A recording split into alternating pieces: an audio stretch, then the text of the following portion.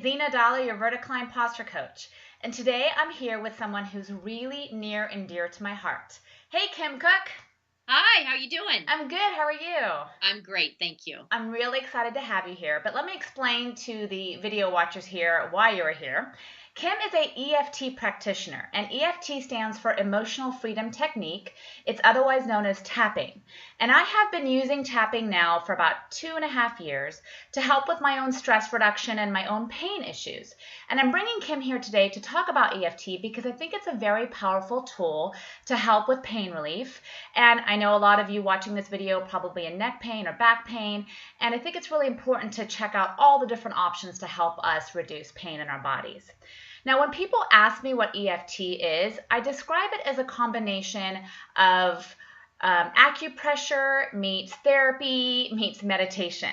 And I do it about 4 to 5 times a week. I take about 10 or 15 minutes aside in my life. And I've worked with Kim personally. She's helped me figure out things to tap on. Kim has also worked with my daughter, my 9-year-old daughter, and done some amazing things with her. So I brought Kim here today again to talk to you guys about how you can use EFT in your everyday life. So Kim, let's dive into the first question. First, tell us exactly how EFT works from a science perspective. From a science perspective, it's actually based off ancient Chinese acupuncture and modern psychology. And the acupuncture points were actually mapped out thousands of years ago on meridian lines, which are our energy pathways to our body, our channels to our body. They carry our body's vital energy. And on each of these meridian path lines are actually points that are highly, highly charged. And an acupuncturist would put needles in these points to unblock the energy flow in these points. And in EFT, we actually use our fingertips to tap on these points to unblock the energy flow. Tapping actually works with the amygdala in the midbrain, which is part of our limbic system. And our amygdala is sort of our smoke alarm. Like it alerts us to danger. There's something that is unsafe for us, and it sends us into the stress response, which is the fight, flight, or freeze response. With tapping, we've actually found with research at Harvard Medical School that that working with these acupressure and acupuncture points, we can actually decrease the activity of the amygdala, and it actually will turn off the amygdala so that it doesn't create the stress response in us, and it helps to repattern our brain. That's powerful. I didn't realize that there was research from the Harvard Medical School. That's really great to hear. They've done MRIs, they've done brain PET scans while stimulating these acupuncture points, and they've actually seen the decrease happen in the amygdala. That's amazing. I mean, I know it works for me personally, but it's great to hear that there's research out there about that. Yes. So I know you've been a practitioner now since 2005. I know you were trained directly by Gary Craig. Is that correct? Correct. He was the founder of EFT. And I know you're also an energy healer, and you work with a lot of clients in that regard. Can you maybe share a story with us about someone who's had success with EFT and what that looks like? Absolutely. I have actually 2 really powerful stories. One, we seem to think sometimes that EFT is only for when we work with pain, it's only based off pain that has been caused by a trauma. But a lot of the pain can be held in the body through our emotions that are stuck there. So the first example is a gentleman that had back surgery. And he was just in absolutely excruciating pain, as you can imagine, with this surgery. And so what I did with him, I didn't even have him talk through the EFT because he was just in so much pain. I tapped on him myself as I repeated some sentences for him about the pain. And I just tapped on all the acupressure points and acupuncture points that we're going to do today. And within probably 15 minutes, his pain had reduced in half. Wow. Now, what happens when you have pain, and he had legitimate pain actually from surgery that he had just gotten out of a few days prior. And he had been on pain medication, but it just wasn't helping anymore. And but what happens when you're in pain is the body starts tensing up. So now along that injury that he had and the surgery that he had, all the muscles are getting tenser and tighter, pulling on the spinal column, pulling on the ligaments, pulling on the tendon, and it's actually misaligning his spine, so it's causing him more pain. So it's like that snowball effect. The Yeah. more pain you have, kind of the more you get, because your body just tenses up so much. And working with EFT tapping, it helps to decrease the pain because it calms the body down, thus releasing the muscles, releasing the tension that's being pulled there. So he still has a legitimate, obviously, healing to go, right, with his surgery, but we're able to reduce the pain literally in half, which was great. I'm thinking about some of the people watching this who are sitting in pain, watching the chronic pain that they might have from sitting all day long. And I imagine that this would help them because when you're in chronic pain, sometimes you get stressed out just wondering, what do I do next? Absolutely. How do I find that solution for myself? So this could be really valuable for that. You said you Absolutely. had two stories. What was the second story? I have another story. I had a woman come in. She was in her 80s, Mm. and she had fallen down the stairs, and she had a meniscus tear in her knee. And she had been through surgery, and she was in physical therapy, and she was at the very end of her physical therapy, and her knee was still bothering her to the extent that she couldn't do her normal daily walks that she was doing, and her range of motion was also very limited. And so one of the questions on my questionnaire when I first have a client come in is I always ask them if they've been ever institutionalized. And the reason I ask that is because that's out of my scope of practice. I want to make sure I'm working with the correct professional when I work with somebody. And she wouldn't answer that question. And she was sitting in front of me and she said, actually, I want to tell you, I didn't want to write it down, but I want to tell you I was institutionalized when I was much younger, in my 30s. Right after I had my son, I put myself in because I kind of had postpartum depression. And what had happened then is that an aerobic instructor had come in about 2 weeks after she was there, and she started teaching aerobics to the patients that were in the institution. And she was one of them that started aerobics. And within like 3 weeks, she just felt amazing psychologically, and she checked herself out. So what came down to it with her physical pain that she was still holding on to in this knee and her range of motion was that now that she had this physical pain and she couldn't walk any longer. She had walked and exercised every day of her life since she got out of that institution and learned aerobics. Well, the fear was in her that, oh my gosh, I may have to go back into that institution because the stress relief that I get from exercise, I can't do anymore. So that was the fear that she was holding on to. So we worked all around that fear and just the fear of her not being able to exercise anymore because the pain and the range of motion wasn't there. And within just a couple sessions, her range of motion was back and her pain was gone. And she emailed me saying that she had walked up the hill behind her house for the first time in months. That's amazing. So although, again, she had a physical injury, it was the remnants that were still there was really on the emotional side of it instead of the physical side of it.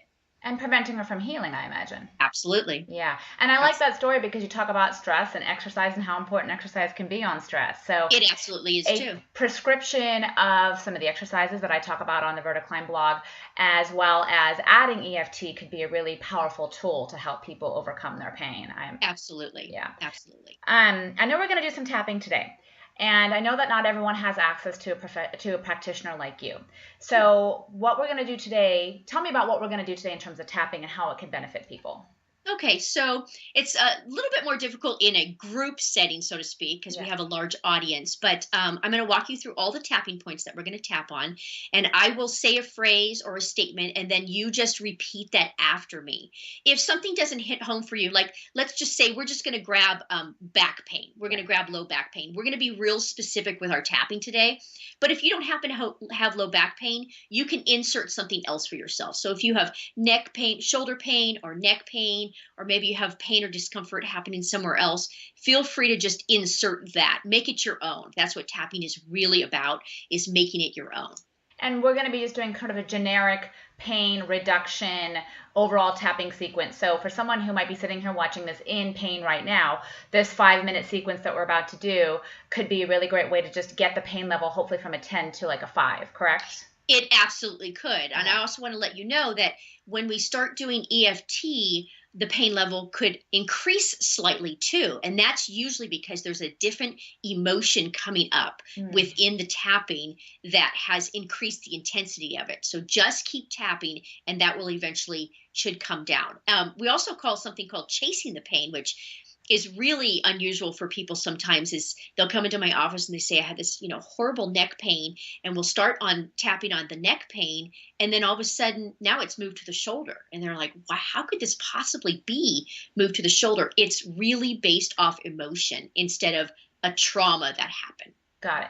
So now we're going to tap. Can you go over the meridian points where we're going to tap on? Sure. So the first point we're going to tap on is the karate chop point. Mm-hmm. And you can tap on either side of the body because the meridian pathway runs bilaterally. So either side, the karate chop point. The next point will be the eyebrow, which is just at the base of the eyebrow point. You can do two hands or just one. And then you can do side of the eye, which is just in front of the temple on that bone. And then we'll do under the eye, which is a stomach point in line with the pupil. And then under the nose. And then we'll do the chin, which is basically right at the crease of the chin. And then the collarbone point. This one, you come to the crook of the neck, like where a man ties his tie, come down about an inch and out about an inch to each side. Oh, okay. So right here, that's the collarbone point. Perfect. And then we're going to do under the arm. And you can either cross over your body or you can just do one side. So it's on the side of the body, about 4 inches down from the armpit, kind of where a woman would have her bra line. And then we'll do the top of the head, which is right in the center of the head, sort of the baby soft spot. And those are just the points we're going to tap on. Couple questions. I noticed you do 3 or 4 fingers. I've done 1 finger in the past. Does it matter? It doesn't matter. I just, everybody says, am I tapping right? Am I tapping on the right point? So a lot of times I'll tell people to use 3 or 4 fingers. And that way they're going to get the point. They're going to cover it. Okay, I'm going to do 3 or 4 fingers today because I think in the past I've done 1 or 2. Okay. And then I'm wearing clothes. I just want to clarify, it doesn't matter if it's over your clothes, correct? So it does not, because our energy system is everywhere. We have a huge energy system even out in the field. Okay. And for those of you guys watching who want to try tapping, this is a great time to pull yourself into an area where you can speak out loud. And actually, let's talk about that really quickly. Do you have to speak out loud when you're tapping? We're going to today. But if someone is someplace where they can't necessarily say things and words out loud, what's the solution there? You don't have to speak out loud. I like to speak out loud when I can because I think any way you can use as many senses as possible is the best. So speaking and you're hearing yourself talk. And out loud also I have found when you're tapping on your own, it helps you to become less distracted with other things. Sometimes when you're just thinking it through, you might travel off and think, oh, what am I going to buy at the grocery store today? Or how are my kids doing in school? Where when you're talking out loud, you just seem to be a little bit more focused. So I like to talk out loud when at all possible. But if not, that's okay too. And sometimes I use EFT in environments that I can't tap the top of my head because people think, what are you doing here? Driving down the freeway. Yeah. Right, exactly. So I might just grab a point right here, just the credit or just the collarbone point, and I'll just tap like this, and nobody cares around what you're doing. Yeah. So I won't be tapping on my face in the middle of an airport, but I could tap this point and nobody really even cares. And that can help also. Great. So let's start tapping. So for those of you guys watching, you're going to talk when I talk because Kim's going to lead. I'm going to repeat after her. So if you're doing this with us, you want to talk at the same time that I'm talking. And again, feel free to throw in those change of words if you need to. I might change it up. If we're going to use back pain, I may use neck pain or shoulder pain or something else. I have a little bit of a tight shoulder today. So perfect. All right, here we go. Okay, so we're going to begin tapping. So let's begin on the karate chop point. We're going to say this statement 3 times. Even though I have this low back pain. I have this low back pain. And it's on my right side. And it's on my right side. And it's throbbing. It's throbbing. I deeply and completely love and accept myself. I deeply and completely love and accept myself. Even though I have this low back pain. I have this low back pain. On my right side. On my right side. So tired of dealing with it. I'm so tired of dealing with it. And it's throbbing. And it's throbbing. I deeply and completely accept myself anyways. I deeply and completely accept myself anyways. Even though I have this low back pain. I have this low back pain. On my right side. On my right side. And it's throbbing. And it's throbbing. I deeply and completely love and accept myself anyways. Love and accept myself anyways. Let's go through the tapping points with the reminder phrase. This low back pain. This low back pain. Side of eye. It's throbbing. It's throbbing. Under eye. It's on my right side. It's on my right side. Under nose. I'm so tired of it. I'm so tired of it. Chin. This low back pain. This low back pain. Collarbone. I'd like to get rid of it. I'd like to get rid of it. Underarm. It's throbbing. It's throbbing. Top of head. It's on my right side. It's on my right side. Eyebrow point. Low back pain. Low back pain. side of eye. It's sitting there. It's sitting there. Under eye. Just throbbing. Just throbbing. Good. And take a deep breath in. And blow it out. One thing I actually forgot to have you do was put an intensity to the low back pain. How intense is it on a scale from 0 to 10? 10 being very intense, 0 being nothing. That's kind of our barometer for allowing us to know if we're in the right direction with the tapping. So let's say our low back pain was an 8. And now after that first round of tapping, it has come down to, let's just say, a 5. Mm-hmm. Now we're going to continue with future rounds with that 5 and see if we can even drop it lower. Got it. Okay. How often would you recommend someone doing that kind of tapping sequence? If they have any issues whatsoever, you can do tapping daily. You can do it multiple times a day.